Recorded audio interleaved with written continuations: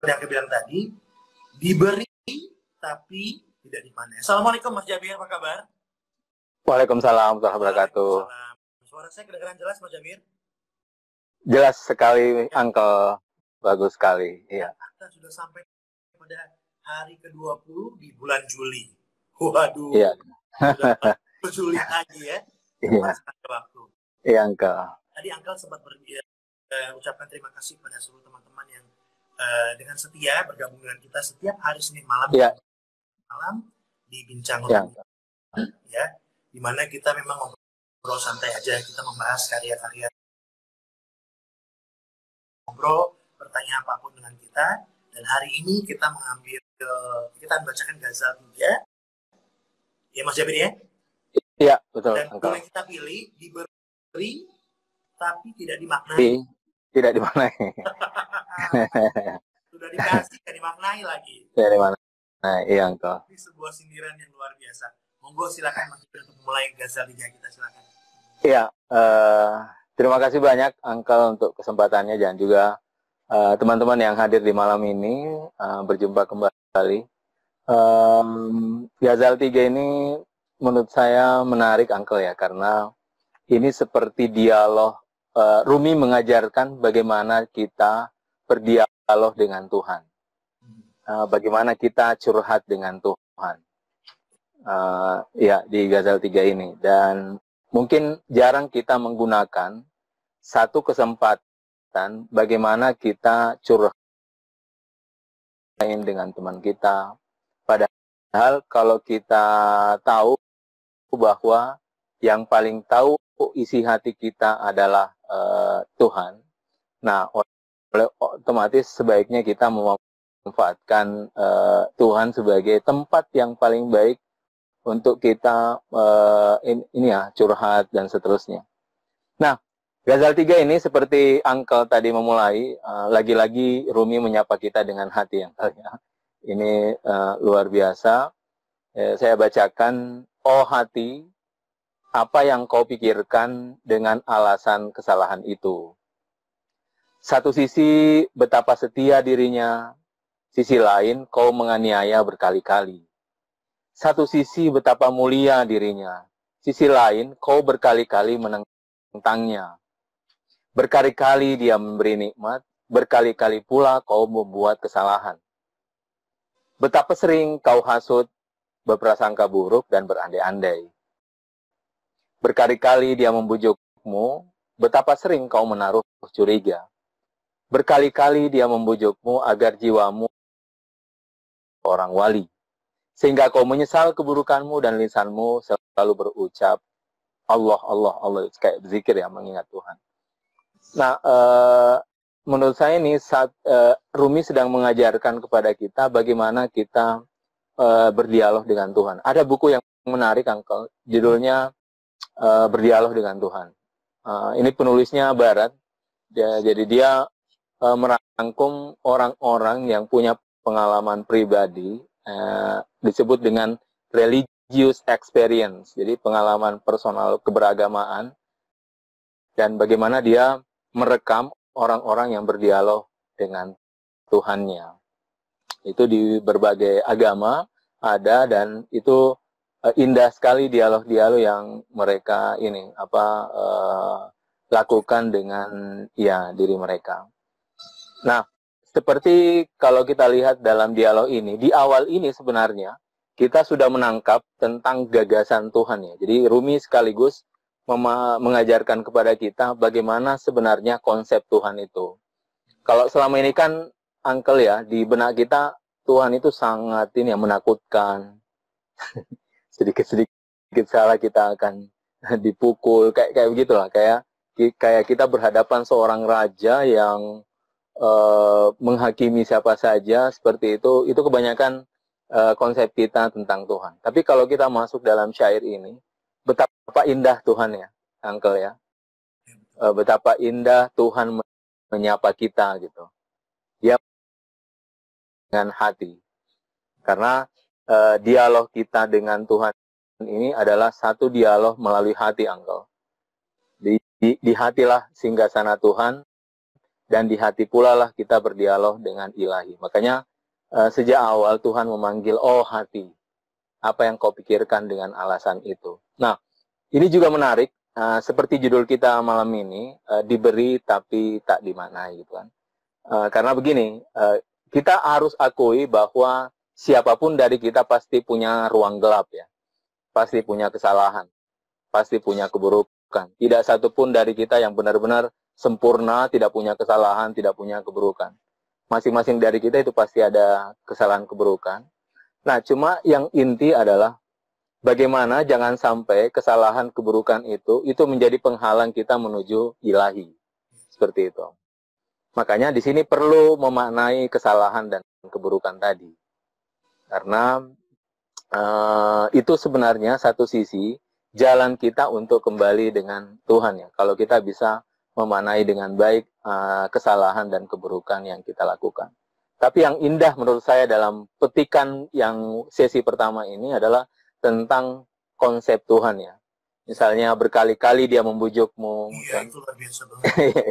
Iya, iya engkau.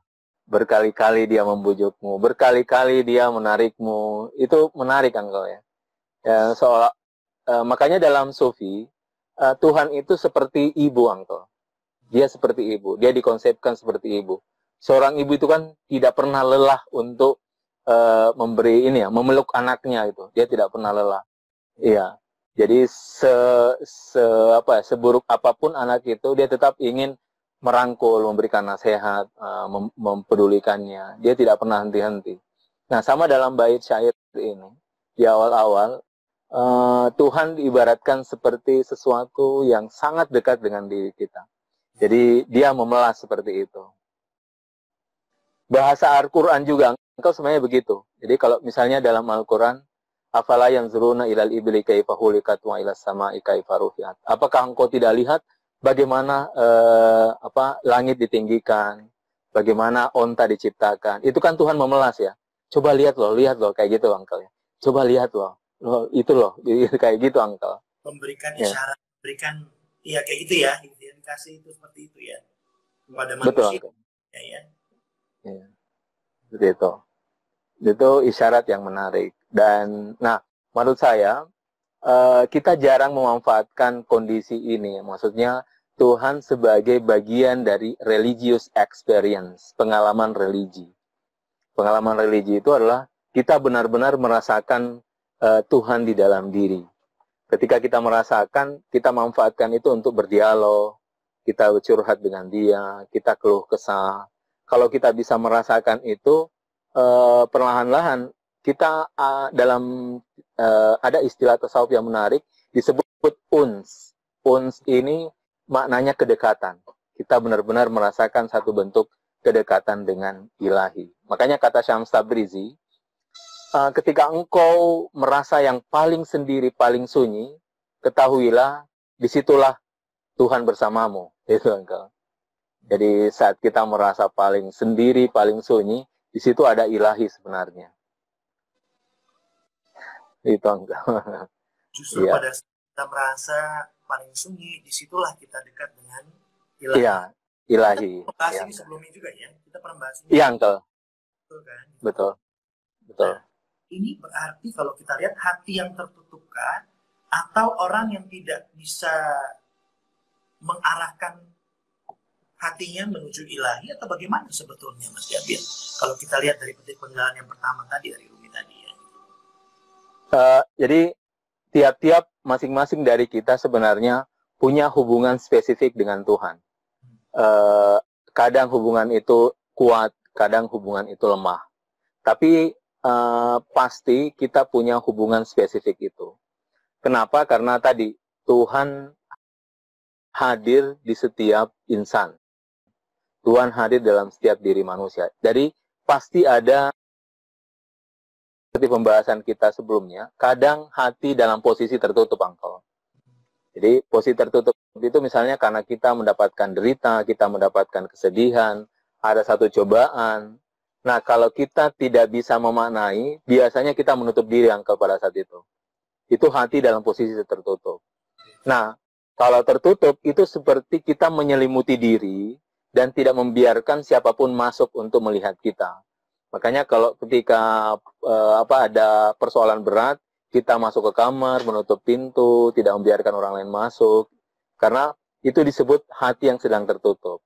Itu Uncle. Nah, problemnya bukan tirai menurut saya. Kalau dengan Tuhan itu problemnya kalau dalam konteks ini bukan tirai, tapi itu tadi Uncle. Hati kita sedang dalam posisi tertutup. Makanya kalau kita belajar dari syair ini, sebenarnya kita harus mengubah konsep kita tentang Tuhan, bahwa Tuhan itu sangat sangat dekat, kalau dalam bahasa tasawuf dia sangat dekat dengan kita. Dia selalu ingin memeluk kita. Kata Rumi, berkali-kali dia membujukmu, berkali-kali dia menarikmu. Tuh. Tapi lagi-lagi kita curiga, lagi-lagi kita menentangnya gitu. Gitu.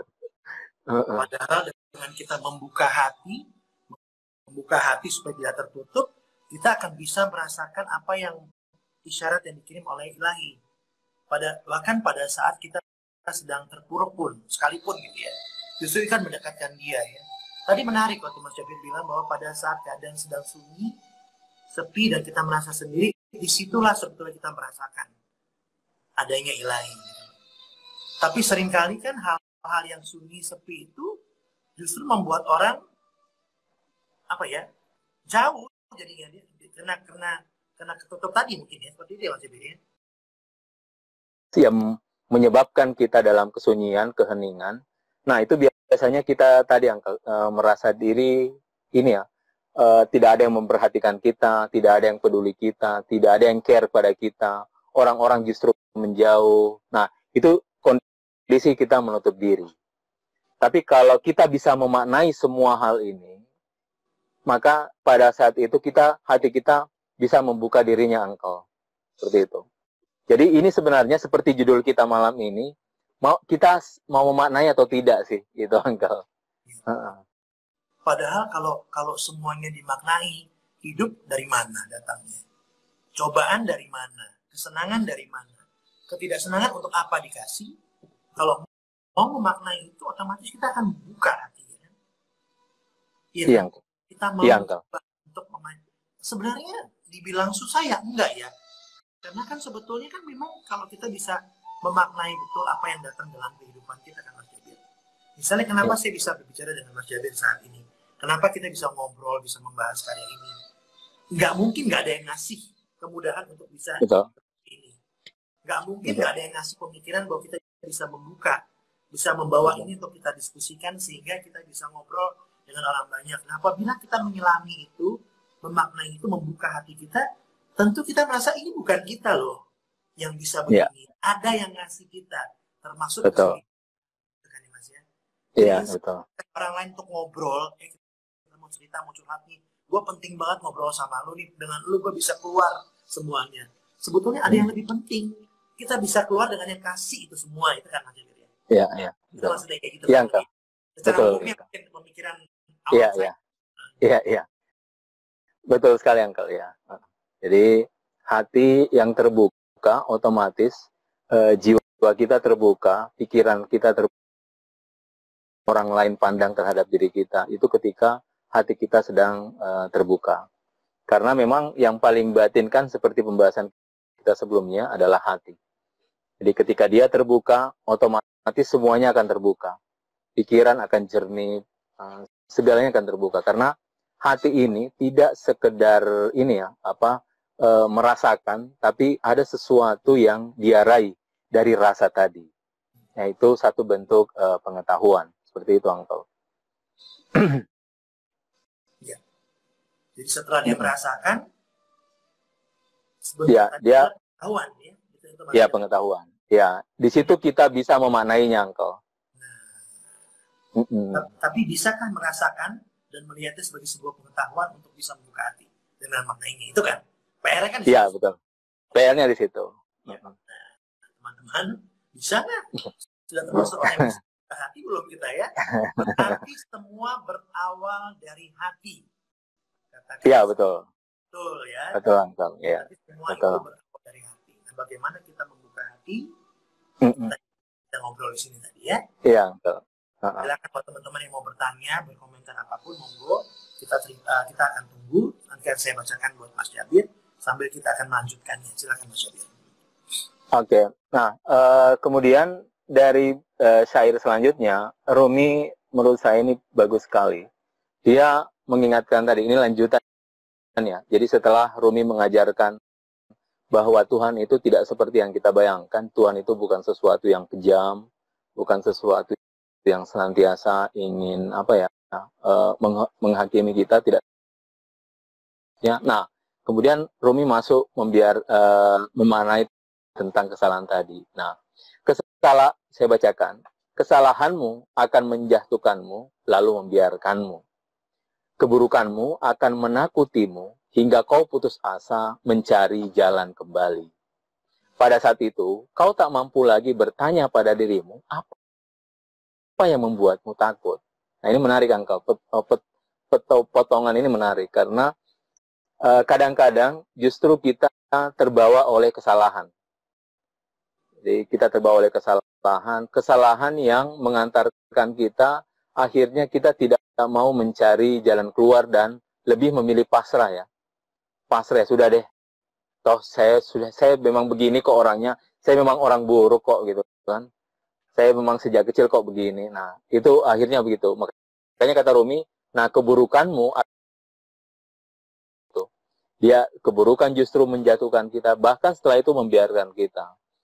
Makanya keburukanmu akan menakutimu, hingga kau putus asa mencari jalan kembali. Dan ini menarik, Uncle. Kita semua mungkin ada trauma-trauma kecil dengan keburukan yang kita miliki masing-masing.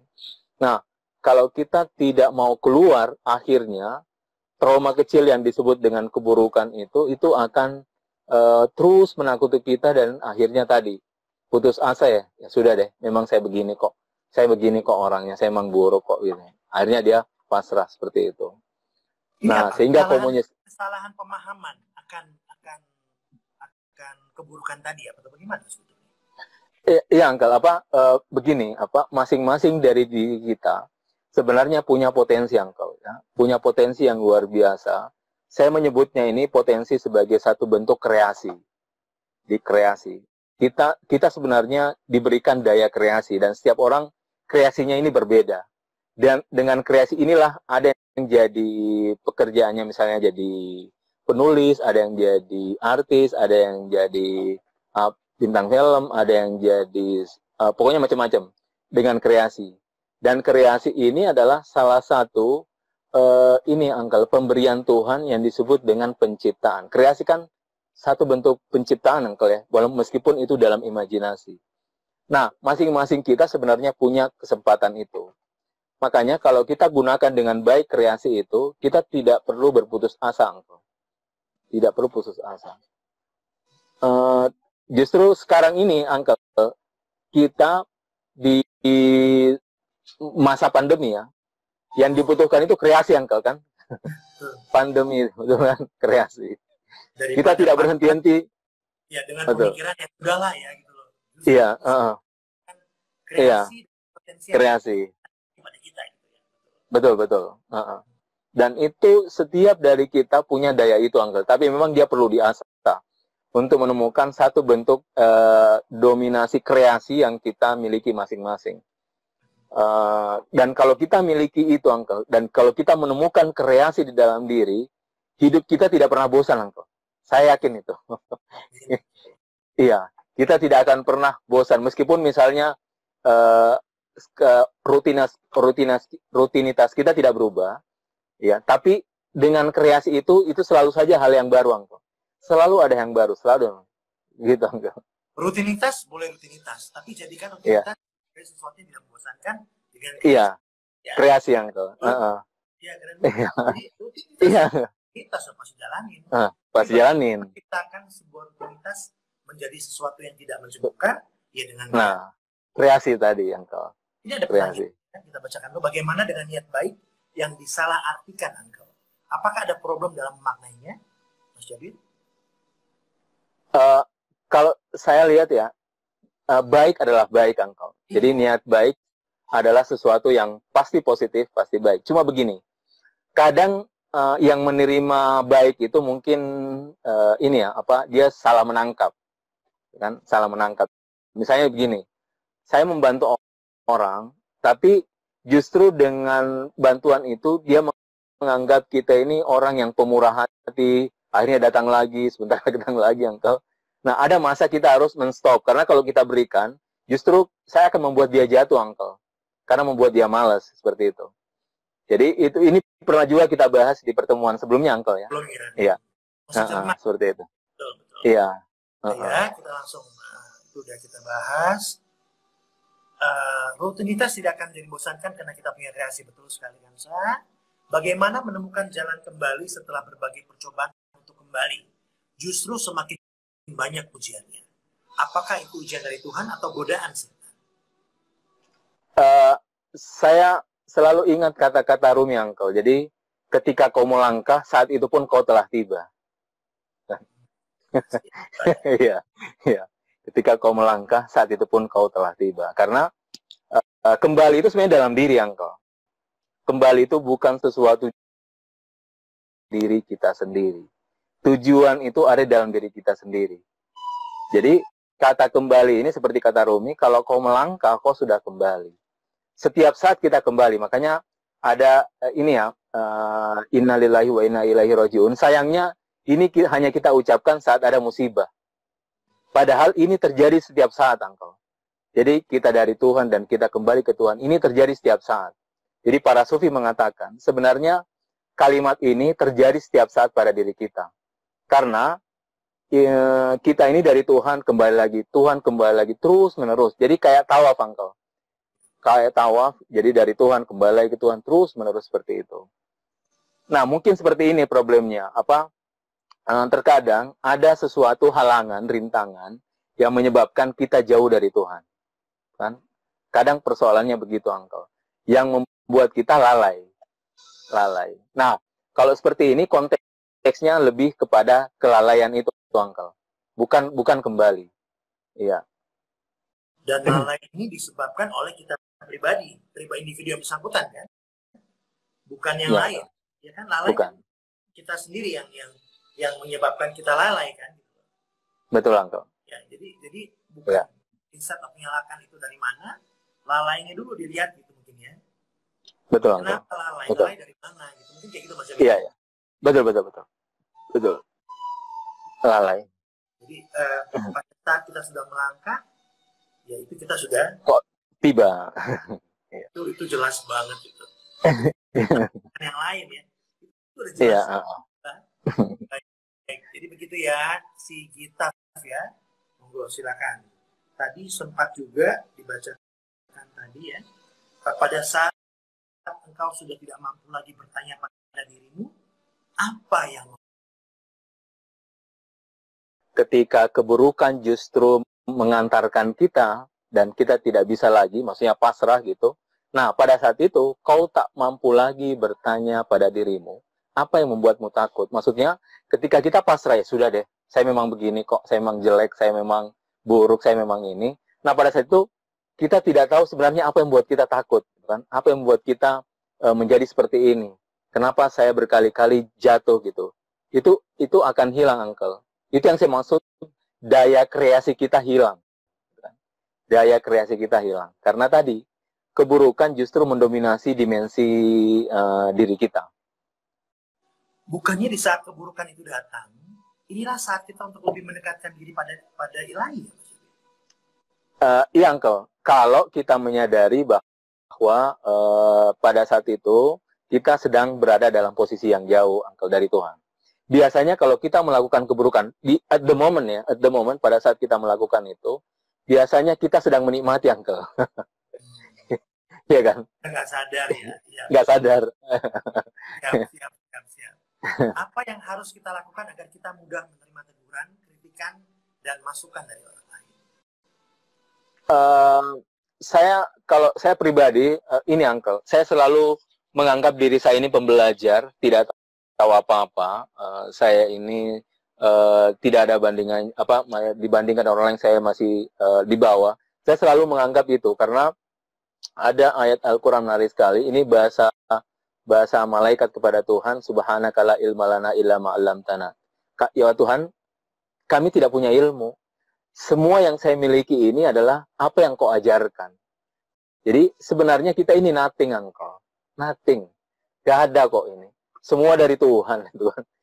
Gitu kan. Lalu untuk apa kita angkuh gitu? Untuk apa kita merasa punya? Untuk apa kita merasa berilmu? Untuk apa kita gitu?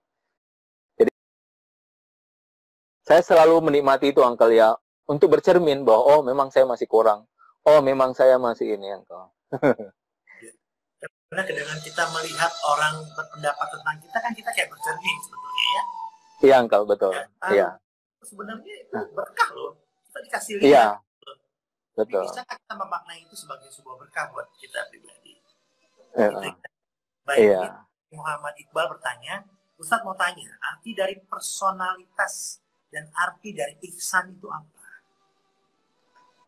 Nah, ini pertanyaan yang ini ya, personalitas itu sebenarnya pribadi, dimensi personal itu pribadi, dan sesuatu yang kita miliki secara personal itu personalitas. Kalau ihsan itu adalah berbuat baik tanpa ada embel-embel, itu ihsan. Jadi memberi tanpa ada timbal balik, tanpa ada niat mendapatkan sesuatu, benar-benar dia ikhlas, itu ihsan. Jadi dia melampaui dari baik, tidak sekedar baik, tapi dia sama sekali tidak punya niat untuk mendapatkan sesuatu dari kebaikan itu. Itu ihsan, Engkau. Baik. Assalamualaikum, Uncle dan Ustaz. Waalaikumsalam. Apakah istilah Quraisy dalam bahasa Indonesia bisa disebut dengan suku kreasi? Beda, Engkau, beda. Sangat jauh ya. Kreasi adalah bahasa Inggris. Ya. Kreasi berasal dari bahasa Inggris, kalau Quraisy bahasa Arab. Ya, beda banget, Engkau. Jauh. Beda ya, baik. Uncle, kenapa kita masih menganggap kesalahan adalah aib? Ya, sisi harus dimaknai bahwa itu satu dimensi bahwa mengajarkan kita bahwa kita ini masing-masing punya kekurangan. Okay? Punya kekurangan. Masing-masing dari kita ini kadang lalai. Masing-masing kita ini kadang tidak peduli sehingga keburukan itu datang dan kesalahan itu datang. Makanya untuk dia berubah menjadi satu yang positif harus dimaknai seperti itu, kan? Seperti itu. Ya. Kalau kita melakukan kesalahan kan itu tanda kita sedang jatuh, Uncle, kan? Jatuh. Nah, tapi kita tidak boleh larut dalam jatuh tadi. Tapi harus dimaknai sehingga kesalahan keburukan menjadi sesuatu yang positif. Pembelajaran ya. Uncle izin bertanya, bagaimana cara agar tidak berharap pada manusia? Nah ini satu, kalau saya mengatakan makom yang luar biasa ya. Karena hampir di keseharian kita selalu butuh pada orang lain. Ya. Kan? Khususnya dalam ranah sosial kita relasi itu selalu ada relasi butuh pada orang lain. Nah, harus makom bisa merasakan bahwa kita tidak butuh pada orang lain, dan memang itu sudah puncak kepasrahan ketika satu-satunya tempat bergantung adalah ilahi. Tapi untuk sampai tahap ini itu perlu perjuangan yang luar biasa, Engkau. Itu perjuangan luar biasa. Jadi sama sekali udah tidak terpengaruh persepsi apapun. Apapun, ya. Apapun. Nah, untuk mencapai pada taraf ini tentu ada prosesnya ya. Nah, ini prosesnya ini yang nantinya akan perlahan-lahan akan mencapai sana. Tapi ada waktunya nanti ya. Baik. Bagaimana kan menghilangkan pikiran negatif terhadap orang lain, bahkan terkadang suuzon pada ilahi? Nah, ini pertanyaan yang bagus sebenarnya. Untuk kemudian kita menghilangkan perasaan negatif kepada orang lain. Karena begini, Uncle. Jadi kalau kita kembali ke kaidah yang sebelumnya bahwa tidak satu pun dari kita yang tidak memiliki kekurangan. Pasti kita memiliki kekurangan. Selain kesempurnaan tentunya, pasti kita memiliki kekurangan dan kesalahan. Nah, kedua, ketidaktahuan kita lebih luas dari apa yang kita ketahui. Kan? Tidak tahu kita lebih luas, itu kayak lautan, Uncle. Nah, oleh karena itu, kita seharusnya tetap memberikan porsi positif kepada orang lain. Apalagi begini, Uncle. Misalnya ada orang yang berbuat kesalahan. Kan kita tidak pernah tahu kenapa kesalahan itu terjadi pada dirinya. Kita hanya lihat aspek luarnya ya. Tapi kita tidak tahu apa yang terbercik di dalam hatinya. Kan? Makanya jalan terbaik kita tidak boleh menghakimi. Sama sekali tidak boleh menghakimi sampai pada suatu saat memang terungkap pada dirinya memang sesuatu yang negatif ya. Tapi selama kita hanya meraba-raba, saya kira itu langkah terbaik adalah memberikan berpositif thinking pada orang lain, dan itu akan membuat kita lebih baik, Uncle. Iya kan, lebih baik. Kalau kita negatif pada orang lain, itu pertanda bahwa ada dimensi yang di dalam diri yang memberikan porsi itu kepada orang lain, membuat orang negatif. Nah, saya selalu berbicara pada diri saya untuk tidak pernah mau berpikiran negatif. Dengan pikiran negatif, saya merasa lebih ringan gitu. Jadi itu sama Mas Jabir ya gitu. Maksudnya saya lakukan ini bertahun-tahun sampai dengan usia saya sekarang. Jadi saya hampir nggak, jarang sekali punya pikiran negatif, walaupun mungkin tidak mengenakan ya. Jadi saya anggap ya sudahlah, biarin aja dulu.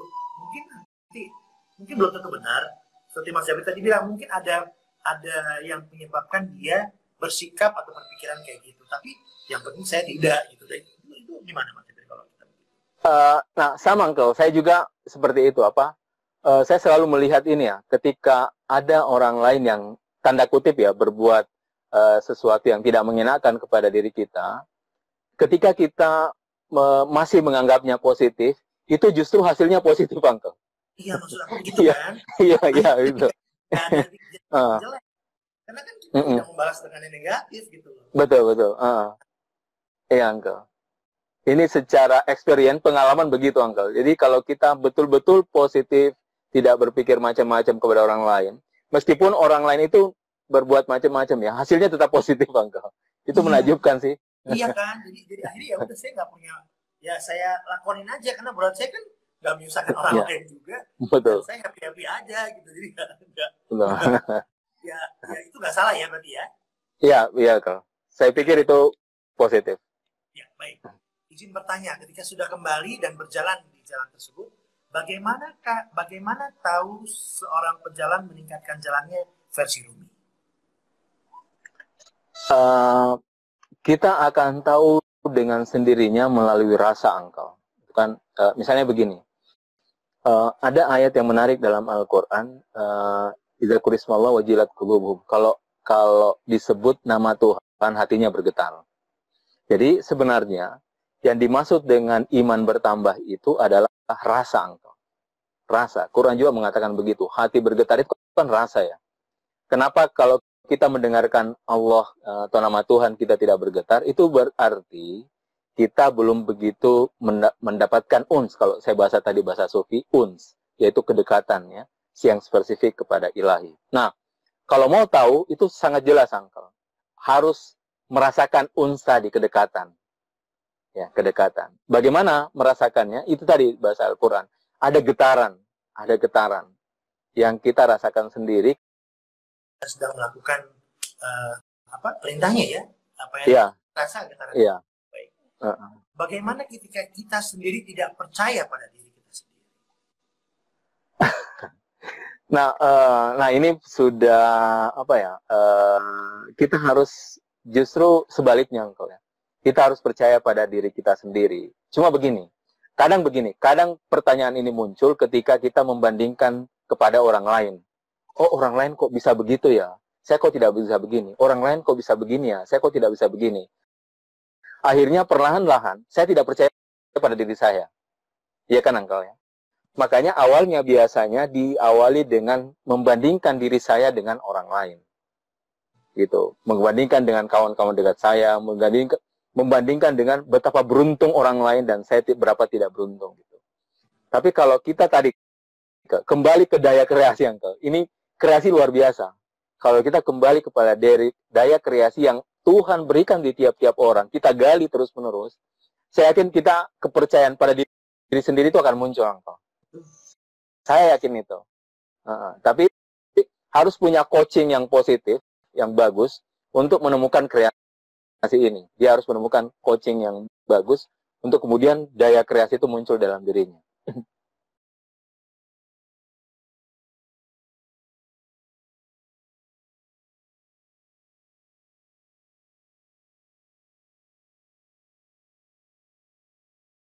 Kesalahanmu akan menjatuhkanmu lalu membiarkanmu. Nah, sehingga mengatakan, jika matamu tertutup, itu karena ada pesona di tangannya. Nanti kita jelaskan, saya bacakan dulu. Terkadang menggulungmu, kadang lenyap di udara. Terkadang menjadi dirimu yang merindukan perak, emas, dan wanita. Terkadang dalam jiwamu menjadi cahaya imajinasi Mustafa. Yang satu ini membahagiakanmu dan yang lain menderitakanmu, membuatmu derita. Entah membiarkanmu atau menghancurkan kapalmu di pusaran ini. Nah, ini petikan ya dari Ghazal 3 ini. Ini menarik, Uncle. Kesalahan itu maksudnya seperti yang dijelaskan tadi. Ketika kita berbuat kesalahan, at the moment, itu kita menikmatinya, Uncle. Kan? Keburukan itu, nanti setelah itu, oh, saya kok berbuat begini ya. Gitu. Kita tidak sadar. Tapi at the moment, biasanya kita menikmati. Makanya, kata Rumi, jika matamu tertutup, itu karena ada pesona di tangannya. Karena keburukan itu saat kita lakukan, dia membuat kita menjadi tertutup. Ya. Hilang, lupa semuanya, lalai semuanya seperti itu. Nah, sehingga terkadang menggulungmu, kadang lenyap di udara. Terkadang menjadi dirimu yang merendukan perak, emas, dan wanita. Ini membuat kita jatuh. Nah, terkadang dalam jiwamu menjadi cahaya imajinasi Mustafa. Maksudnya, ketika saya dengan keburukan kesalahan itu saya bisa kembali kepada Tuhan. Nah, itu disebut dengan cahaya imajinasi Mustafa. Ya, cahaya imajinasi Mustafa. Maksudnya dari kesalahan ini saya bertobat, saya kembali kepada Tuhan. Nah, itu menjadi cahaya imajinasi Mustafa. Nah, makanya Rumi membandingkan yang satu ini membahagiakanmu, yaitu ketika dia menjadi imajinasi Mustafa. Yang lain membuatmu derita, menderitakanmu. Ketika kau merindukan perak, emas, dan wanita. Entah membiarkanmu atau menghancurkan kapalmu di pusaran ini. Kapal itu maksudnya kehidupan, Uncle. Jadi kehidupan ini ibarat kapal dan kita sebagai nahkoda, Uncle ya.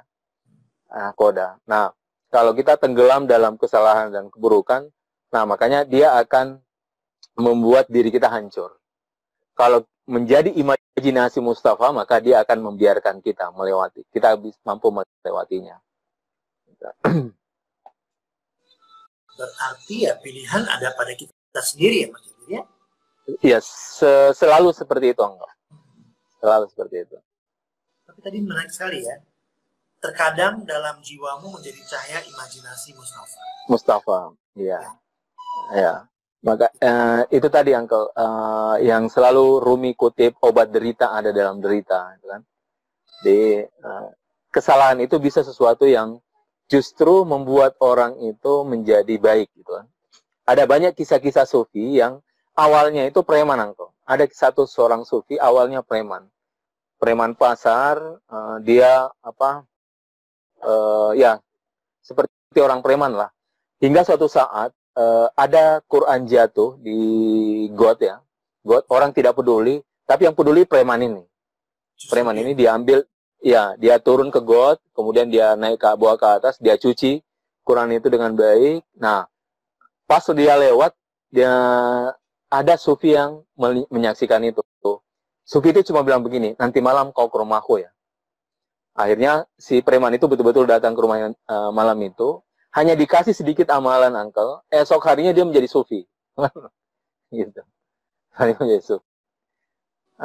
Apa yang terjadi sebenarnya, Mas Jabir? Begitu dia backgroundnya preman ya, dengan kehidupan dan lain. Dan tiba-tiba dia melihat ada Quran jatuh, orang lain nggak ngambil, dia ngambil. Lalu pada saat dia ngambil, dia melihat, diajak untuk nanti ke rumahnya dan diberikan amalan, sehingga kemudian dia bisa menjadi sufi gitu. Nah ini apa sebetulnya yang terjadi gitu? Apa setiap orang bisa mendapatkan itu, atau justru dari orang yang bersangkutan ini yang menentukan dia melihat, dia mau atau tidak melihat, atau cermat, atau ada apa maknainya atau bagaimana? Dia kan tadinya bukan apa-apa yang belum ngerti apa-apa. Iya, Uncle. Makanya ini penting untuk kita lihat bahwa dari seluruh amalan perbuatan yang kita lakukan, Tuhan hanya mencari satu amalan yang benar-benar murni dan jernih, Uncle. Preman ini kan, iya, preman ini kan kalau namanya preman ya, dia pasti angkuh, pasti merasa paling jago, itu kan, seperti itu. Ketika dia melihat Quran jatuh, dia harus menurunkan egonya, kan? Dia harus turun ketika semua orang menakuti dia menjatuhkan dirinya ke dalam got itu kan. Siapa yang ada ego yang jatuh. Mohon maaf saya potong. Siapa yang berperan di sini? Allah kah, ilahi kah, atau orang yang bersangkutan? Dua-duanya, Uncle. Dua-duanya. Jadi tentu yang menggerakkan dia adalah Tuhan. Tapi begini, dia pada saat itu, dia membuka secercah hati. Secercah hati di dalam dirinya. Dia membuka cahaya itu. Ketika dia melihat itu, dia membuka cahaya dalam dirinya, sehingga Tuhan menarik dia dengan cahaya itu. Itu. Tuhan menarik dia dengan cahaya itu. Makanya kata Sufi, hidup ini sebenarnya momen-momen itu, Uncle. Momen itu, itulah hidup yang inti itu momen itu. Ya, momen itu. Jadi hidup adalah momen itu. Mampukah melihat itu? Iya. Karena momen itu ada pada kita kan. Tadi dari kita, betul. Semua ada. Bahkan di awal tadi sudah diingatkan. Diingatkan, diberitahu, dikasih lihat, semua segala macam itunya. Ini kan luar biasa sekali. Jadi terus Allah memberikan itu gitu loh. Betul, Uncle. Baik, ini ada pertanyaan dari Anirunaisa. Uncle, apakah dalam memaknai sesuatu ada batas? Nah, tentu tidak ada batasnya. Setiap orang berhak untuk memaknai apa yang terjadi ya. Jadi sehingga dia tidak punya batas. Kalau ada batas, itu batas dari diri kita sendiri. Itu batas pengetahuan kita sebenarnya. Tapi itu tentu tidak ada batasnya. Selalu saja ada sesuatu hal yang baru. Makanya ini yang saya maksud daya kreasi. Jadi saya menemukan sesuatu dalam diri manusia yang luar biasa disebut dengan daya kreasi. Dalam bahasa Inggrisnya disebut creative imagination. Itu satu fakultas dalam diri disebut creative imagination. Itu senantiasa mencipta di dalam diri kita. Kalau itu kita aktifkan, kalau itu luar biasa. Dia bisa menjadi sesuatu yang positif dan memberikan satu kreasi di dalam diri kita, dalam bentuk apapun ya. Kalau seorang penulis, dia akan keluar karakternya. Kalau seorang pemain, dia akan keluar buah pemain filmnya, dan seterusnya. Itu disebut daya kreasi. Creative imagination. Iya. Izin bertanya, Uncle, bagaimana cara menghadapi ketika berkali-kali digoyahkan, ketika bertemu dengan orang yang menjadikan kita demikian, namun kita tidak ingin menjauhkannya dan meninggalkannya karena tidak tega? Nah, ini sangat kasuistik sifatnya. Mungkin sering terjadi ya. Satu sisi dia berkali-kali memanfaatkan kita. Satu sisi kita pun tidak tega untuk meninggalkan begitu saja. Itu selalu dilema seperti itu, Uncle. Antara membiarkan atau ini. Nah, kita pun harus memberikan ini, Uncle ya. Belajar tentang dari orang itu. Maksudnya, seberapa jauh kita memberikan toleransi kebaikan. Karena begini, kadang tadi, kalau kita kembali ke sebelumnya, kadang kalau kita terlalu baik, justru menjatuhkan dia, Uncle. Kan? Nah, cuma begini, selama kita mampu mengkontrol diri kita, dan selama kebaikan kita itu mampu dia pelajari dari diri kita, maksudnya orang itu bisa belajar dari kebaikan kita, saya pikir itu bisa kita lakukan secara positif. Maksudnya tidak perlu meninggalkan. Tapi kalau sudah merugikan, baik itu diri kita maupun diri dia, saya pikir itu lebih bagus mengambil jalan yang lain. Seperti itu, Uncle. Tidak harus tega ya, karena kan jelas. Iya. Kan? Iya. Baik, pertanyaan berikutnya dari Muhammad Davis Sarahab. Cahaya imajinasi Mustafa. Apa peran imajinasi dalam sufistik begitu erat, Ustaz? Nah, dalam sufistik disebut dengan alam khiyal. Khiyal atau imajinasi, khiyal ini itu adalah satu kreasi yang luar biasa. Kalau cuma begini, kalau kita tidak tundukkan, justru alam khial ini yang akan mengontrol kita, engkau. Makanya ada hadis, tundukkanlah jiwamu, karena jika engkau tidak tundukkan, maka jiwamu akan menundukkan dirimu. Nah, jiwa dimaksud ini adalah khial kita, imajinasi. Imajinasi kan liar kayak engkau ya, sangat liar. Bukan sangat liar. Nah, oleh karena itu dalam pejalan para sufi, langkah pertama adalah menundukkan imajinasi. Dia harus imajinasi itu akan menjadi guru yang bagus, engkau. Dia menjadi guru yang baik. Kenapa? Karena berkat imajinasi itu, imajinasi kita tidak lagi menjadi liar, dan dia akan mengambil sesuatu yang positif dari luar. Seperti itu.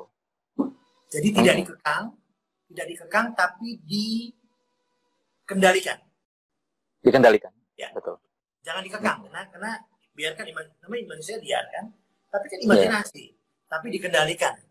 Nah, pada saat kita bisa mengendalikannya, kita bisa mendapatkan sesuatu dari sana kan. Iya. Dan tentu tidak mudah ya mengendalikan. Kita ini harus berlatih luar biasa sehingga imajinasi bisa dikendalikan. Itu luar biasa. Luar biasa sekali sebenarnya imajinasi. Tapi saat kita berhasil menundukkan, langkah selanjutnya itu mudah, engkau. Langkah selanjutnya mudah. Ada cara-cara tertentu untuk menundukkan imajinasi, Mas Jabir, yang paling kalau dalam banyak cara ya, misalnya meditasi boleh, kemudian apa yang disebut dengan kesadaran masa kini itu juga bisa. Kalau dalam tradisi sufi itu disebut dengan zikir ya. Zikir. Zikir itu disebut dengan bagaimana konsentrasi saya itu semuanya adalah ilahi. Itu disebut dengan zikir. Jadi zikir itu bukan soal mengucap, tapi soal disebut dengan tawajjuh. Konsentrasi saya secara totalitas kepada nama yang saya ucap. Nah, itu membantu sekali untuk mengontrol imajinasi. Misalnya begini, Uncle. Kalau kita lihat ya, banyak sekali anjuran sebelum kita tidur itu membaca satu bacaan tertentu. Entah itu bacaan A, B, C, dan seterusnya. Tapi selalu dianjurkan membaca bacaan tertentu. Nah, kenapa? Karena tadi, kalau kita tidur, justru imajinasi kita sangat liar waktunya untuk dia berkreasi luar biasa. Dia kemana-mana. Itu yang membuat kita kadang belok kanan lagi, kiri lagi, gitu kan. Kita gelisah, seperti itu. Nah, bukan alfa, bukan beta lagi kalau tidur ya. Ya, enggak. Iya kan, gitu ya. Baik, izin bertanya, Uncle, bagaimana Sufi memandang kelompok-kelompok yang menafsirkan Islam secara radikal? Nah, mungkin ini bahasan yang panjang mungkin, tapi secara sepintas, awalnya sebenarnya bagaimana gagasan tentang tauhid, Uncle. Jadi tauhid itu adalah gagasan tentang Tuhan.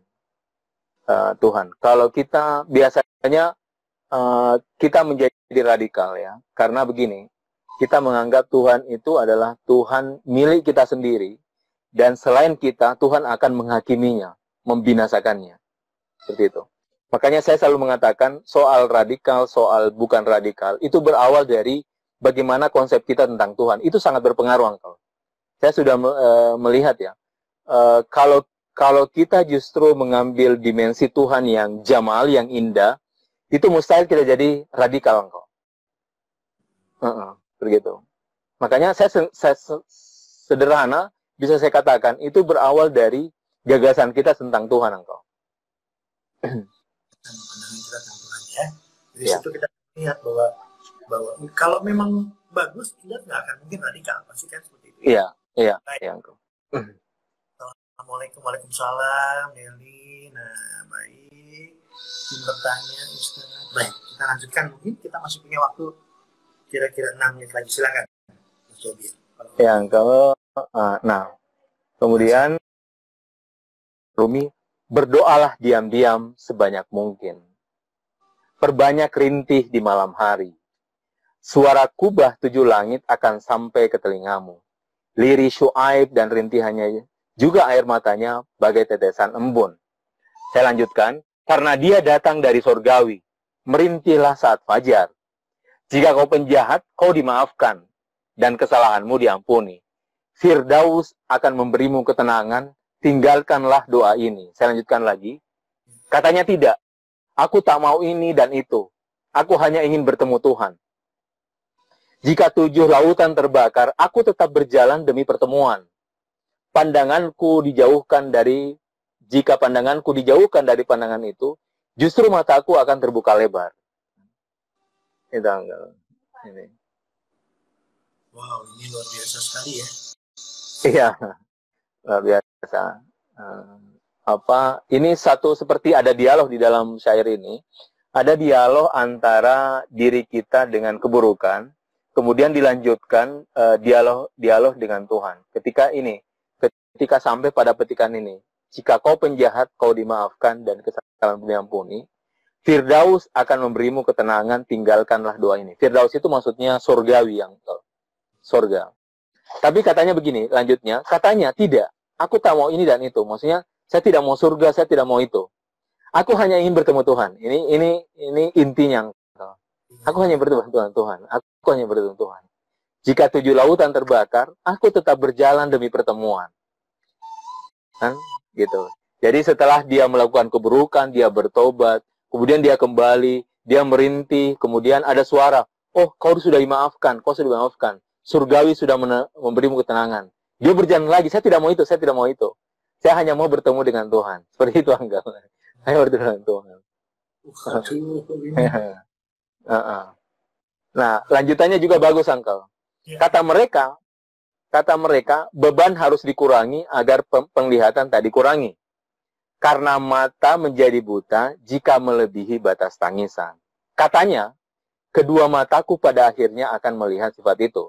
Nah, setiap bagian diriku akan menjadi mata. Tak akan ada duka dari kebutaanku. Okay? Pada akhirnya, mataku akan tetap dalam kehilangan. Tetapi, jika seorang tak buta, apa pantas ia bertemu kekasih? Ini banget, sampai dia.